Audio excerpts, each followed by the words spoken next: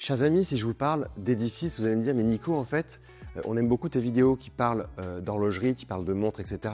Mais si tu commences à nous parler d'architecture, en fait, tu n'y connais rien et ça va devenir vraiment compliqué. On va arrêter de te suivre et on va te bannir de YouTube. Ok, calmez-vous, détendez-vous.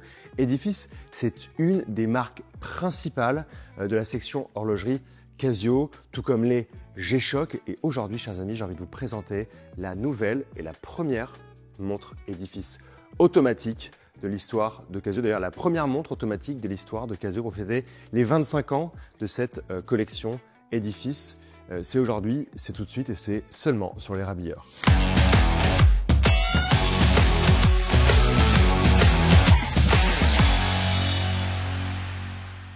Edifice, ça ne vous parle pas forcément, en tout cas vous n'avez pas forcément vu le nom, mais croyez-moi, vous avez forcément vu des montres Edifice puisqu'elles représentent vraiment une large partie des collections de montres Casio. En fait, l'esprit d'Edifice, c'est vraiment d'avoir des montres plutôt simples, des montres smart, des montres pour les personnes qui aiment faire carrière, qui aiment les alarmes, qui aiment les fuseaux horaires, qui aiment les ondes radio, qui aiment les cellules photovoltaïques, bref, qui aiment un peu de précision, un peu de sharp, un peu de business, smart, casual. Je me déteste à dire tous ces mots en même temps, mais vous voyez l'idée. Si vous aimez la course automobile, vous avez forcément entendu parler à un moment d'Edifice, puisque pendant longtemps, Edifice a été partenaire de Scuderia Toro Rosso, puis Scuderia AlphaTauri jusqu'en 2023, également partenaire de Nismo, Nissan Motorsport. Nismo, techniquement, quand je balance le mot Nismo, ça doit vous déclencher des histoires de drift à la japonaise dans des parkings de Tokyo. Vous avez l'idée.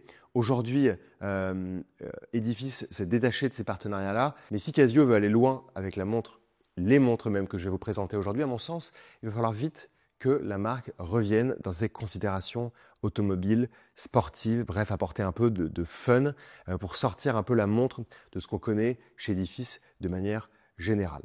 Avant de vous donner mon avis sur ces nouvelles Casio Edifice automatiques, la première montre automatique de l'histoire de Casio. Souvenez-vous, l'année dernière, nous étions en 2024, jusque-là, normalement, vous devez suivre.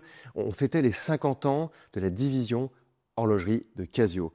Vous vous souvenez, en 1974, en effet, Casio présentait sa Casiotron, première montre de l'histoire de Casio avec ce design si particulier. Et justement, l'année dernière, on découvrait une nouvelle itération qui rendait hommage à la montre de 1974. Et même si Casio faisait déjà depuis longtemps des composants électroniques, travaillait sur des calculateurs, des calculatrices, de l'informatique, la première montre apparaît en 1974. Évidemment, dans la suite de l'histoire des montres Casio, c'est limite si on ne va pas laisser l'heure de côté pour mettre d'autres technologies dans les montres qui vont avoir des alarmes, des montres qui vont avoir des lecteurs MP3, des appareils photo. Enfin bref, on va vraiment mettre du concentré de technologie, d'innovation. Les montres Casio vont être le support de ça et on va avoir toute une myriade de montres qui vont naître, qui vont beaucoup nous plaire, mais en tout cas c'est un peu l'histoire de Casio jusque dans les années 90 où là on va commencer un peu justement à s'orienter vers Edifice avec ce côté smart, ce côté fuseau horaire, ce côté montre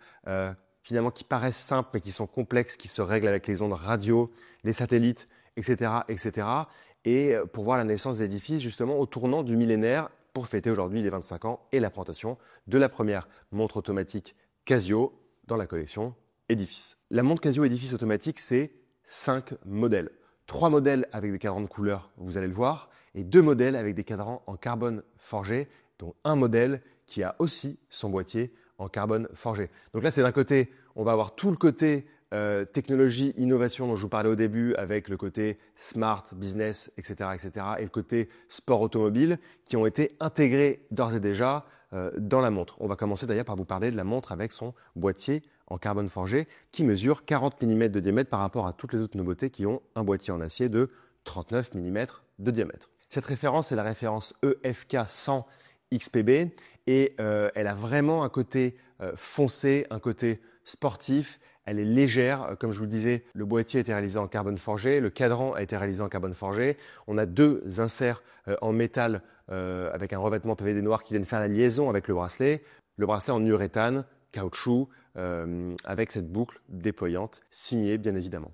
Comme je vous le disais, pour les autres montres, 39 mm de diamètre, un boîtier en acier qui a ce fameux cadran en carbone forgé et 3 autres couleurs de cadran, vert, bleu et blanc qui reprennent la structure, la forme de ce carbone forgé, mais qui ne sont pas des cadrans en carbone forgé, sont obtenus par des procédés de galvanoplastie, de bain différents, mais on a en tout cas cette même texture, ces mêmes motifs qui font penser aux cadrans en carbone forgé. Ces cadrans, ils sont assez intéressants et ils ont été réalisés en plusieurs parties bien pensées.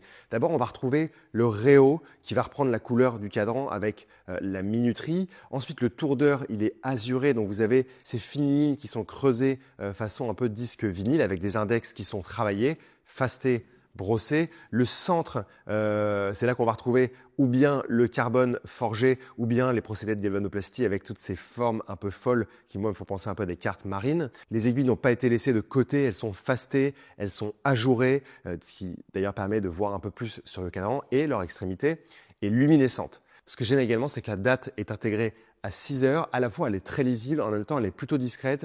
Et j'avoue que parfois, je me lasse un peu des dates entre 4 et 5 heures. J'aime bien que la date soit à 6 heures. Pour moi, c'est la meilleure façon d'avoir la date de contrebalancer l'équilibre sur le cadran. Et donc voilà, la date vient terminer ce cadran avec beauté. Et là, vous allez me dire, OK Nico, tu nous as parlé de montre automatique, premièrement de quasi-automatique.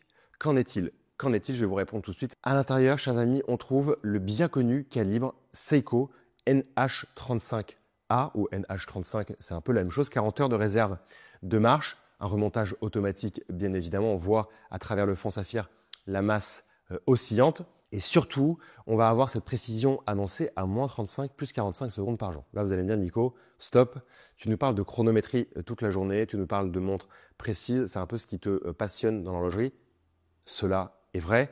En fait, vous savez, Seiko, comme Casio, se protège beaucoup parce qu'en fait, certains des mouvements de la production, c'est une part très minime, sortent avec le réglage qui n'est pas le meilleur au monde et donc en effet vont être dans ces tolérances qui sont très larges de moins 35 plus 45 secondes par jour. Dans la réalité, quand on met les montres au chronocomparateur et surtout quand on les porte, on va plutôt tomber aux alentours des plus 10, moins 10, voire un tout petit peu plus par jour. Et ça m'est déjà arrivé un nombre de fois incalculable d'avoir des montres entre 5 et 10 secondes de tolérance par jour. C'est juste que, comme d'habitude, Casio, ici, et Seiko, parce que le mouvement est Seiko, est toujours super prudent.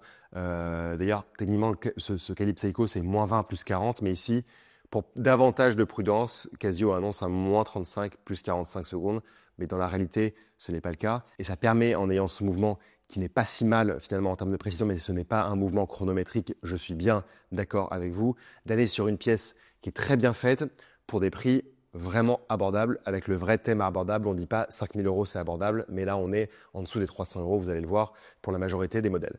Il faudra en effet compter 449 euros pour le boîtier carbone forgé, cadran carbone forgé, 299 euros pour le bracelet acier, boîtier acier, cadran carbone forgé et 279 euros pour les cadrans galvanoplastie bleu, vert ou blanc avec le bracelet acier. Et chers amis, on parle de 279 euros. On a la première montre automatique Casio Edifice. Je vous ai dit, le cadran, il est joliment fait. Les finitions du boîtier, elles sont jolies, il n'y a rien à dire. Le bracelet, il est simple, il est aussi bien fait. Le calibre à l'intérieur, c'est un calibre automatique Seiko NH35 qui est aussi bien fait, qui a fait ses preuves, qui est fiable, qui est plus précis qu'indiqué dans la fiche technique, même s'il faut toujours être un peu prudent.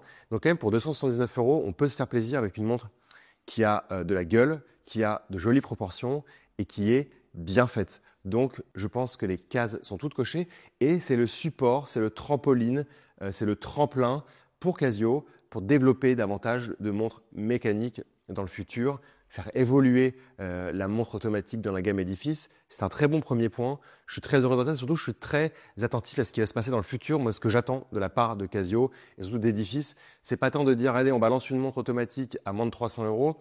C'est surtout de commencer à aller un peu chercher des partenariats sympathiques comme elle a toujours eu l'habitude de faire. Moi, j'ai toujours l'habitude d'avoir vu Edifice sur les voitures de course, Nismo ou alors Scuderia Toro Rosso avant et Red Bull, etc. Même si aujourd'hui les partenariats sont plus du tout avec Edifice, mais avec Nismo ça fait du sens parce qu'on est avec une marque japonaise. En tout cas, j'aimerais beaucoup revoir la marque aller sur des territoires un peu sympathiques.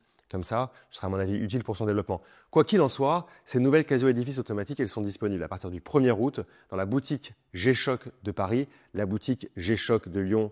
Clin d'œil à nos amis de chez Meyer et à Arthur en particulier, avec qui on a eu le plaisir de parler de transmission, de parler de sa boutique à Lyon. Je vous remets l'épisode juste ici et il nous avait annoncé évidemment qu'il ouvrait une boutique G-Shock. On est très heureux pour lui et vous pourrez retrouver cette montre là-bas. Il y a aussi tout un autre réseau de partenaires que vous pourrez retrouver sur le site qui auront ces montres disponible. Chers amis, c'est tout pour moi aujourd'hui. N'hésitez pas à vous abonner à la chaîne, c'est très important pour trouver ces petites actualités, ces détails historiques, ces expertises, etc. Bref, tout cet univers horloger que j'affectionne tant. Et aussi, dites-nous ce que vous pensez en commentaire de ces nouvelles Casio édifices automatiques. C'est un vrai lancement. C'est vraiment osé de la part de Casio de proposer une montre automatique avec un calibre automatique Seiko NH35. Je ne sais pas ce que Casio nous prépare pour l'avenir, mais il va falloir être très attentif. Et j'espère que ce sera à la hauteur de nos attentes. On se retrouve très bientôt pour une prochaine vidéo. On vous aime et on vous dit à tout bientôt. Merci.